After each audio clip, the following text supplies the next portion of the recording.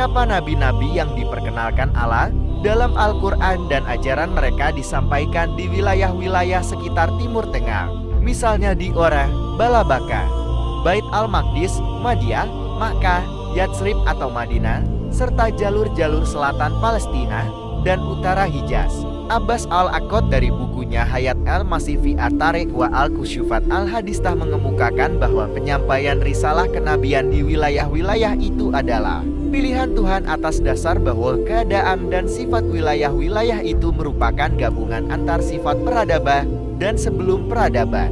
Wilayah-wilayah itu karena posisinya berada di pertengahan antara kedua masa atau situasi yang bertolak belakang, yakni bukan peradaban perkotaan dengan undang-undang dan peraturan yang ditetapkan oleh negara atau pemerintah, tapi bukan juga peradaban padang pasir yang menggunakan hukum rimba dan balas dendam. Wilayah-wilayah tempat agama-agama itu muncul adalah wilayah kafilan yang pada gilirannya menyatukan kedua hal di atas yang memang memerlukan tegaknya hak pada setiap saat, agar terpelihara aneka aktivitas yang beraneka ragam serta keamanan yang lalu lalang di sana, di mana tidak jarang terjadi persaingan yang ketat, tipu-menipu dan semacamnya. Kondisi ini menjadikan paling tidak sebagian mereka merasakan kebutuhan kepada tuntunan dan peraturan yang mengatur kehidupan mereka. Nah, dari sini LH berdatangan para nabi atas izin Allah.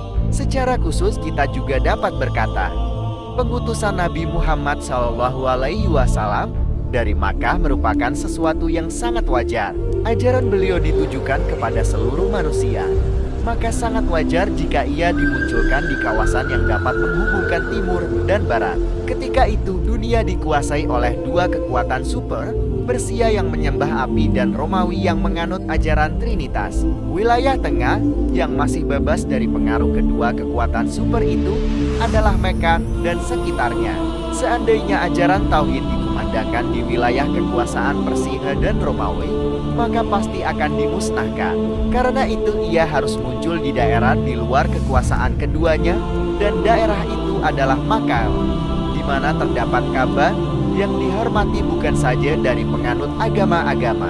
Abu Al-Hasan An-Nadwi, seorang ulama India yang sangat terkenal, wafat tahun 1999 Masehi, menulis dalam karyanya As-Sirah An-Nabawiyah bahwa Allah memiliki utusannya dari masyarakat Arab karena jiwa mereka bersih dan belum ternodai dengan ide-ide buruk yang terhujat sehingga sulit dihapus, seperti halnya masyarakat Romawi, Persia, dan India. Orang-orang India, menurut An-Nadwi, merasa sangat angkuh dan bangga pengetahuan, budaya, peradaban, dan filsafat mereka yang tinggi atau dalam, sehingga mereka memiliki kompleks-kompleks kejiwaan dan pikiran yang tidak mudah dihapus.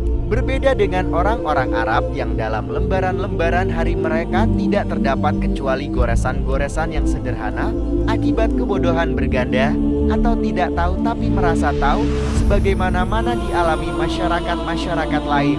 Mereka memiliki kemauan yang kuat, kali kebenaran tidak mereka pahami. Mereka memeranginya, tetapi jika takbir yang menutupi mata mereka telah terbuka, maka mereka akan mencintai, merangkulnya dan mati-matian membelanya.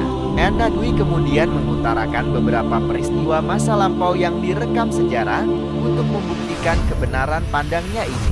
Lalu menegaskan sekali lagi bahwa masyarakat Arab adalah orang-orang yang realistis, serius, berani, berterus terang dan tegas, tidak menipu diri mereka dan orang lain. Mereka tidak sederhana, bahkan kekurangan kemampuan pikiran mereka tidak peras oleh pandangan filsafat yang mengawang-awang, karena mereka adalah masa perang, petualangan dan kepahlawanan. Mereka juga merupakan masyarakat yang tumbuh berkembang dalam kegairahan terhadap kemerdekaan, persamaan, cinta alam, dan kesederhanaan.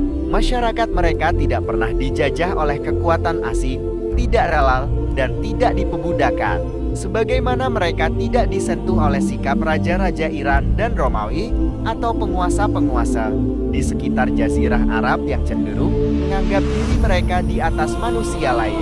Demikian lebih kurang Abu Al-Hasan An-Nadwi, Syekh Mutawali Aisyarawi, ulama besar dan bau kondang Mesir wafat tahun 1988 Masehi, menggarisbawahi antara lain sifat masyarakat Arab masa lalu yang gemar berperang dan bersifat nomaden, sehingga mereka selaku nomade selalu siap menyebarkan risalah ini ke berbagai penjuru, dan selaku orang-orang yang gemar berpetualang dan berperang selalu juga siap mempertahankannya dengan darah dan jiwa mereka. Wallahu a'lam.